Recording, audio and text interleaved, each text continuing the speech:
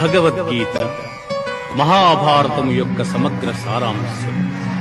భక్తుడైన అర్జునునకు అనర్చిన ఉపదేశమే గీతా సారాంశం. భారత యుద్ధము జరగరాదని సర్వవిధములా భగవానుడు ప్రయత్నించింది. కాని ఆ మహానుభావుని ప్రయత్నములు వ్యర్థములాయ.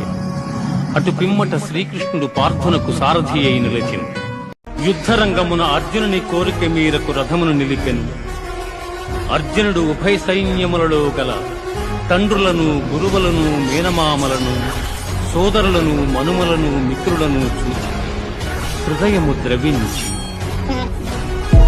స్వజనమును చంపుటకిష్టపడక నాకు విజయము వలదు, రాజ్యసుఖము వలదు అని ధనుర్బాణములను కింద వైచి దుఃఖితుడైన అర్జునుని చూసి శ్రీకృష్ణ పరమాత్మ దుఃఖింపతగని వారిని గూర్చి దుఃఖించుట అనుచితము. ఆత్మానాత్మ వివేకులు అనిత్యములైన శరీరములను గూర్చిగాని నిత్యములు శాశ్వతములు అయిన ఆత్మలను గూర్చిగాని దుఃఖింపరు.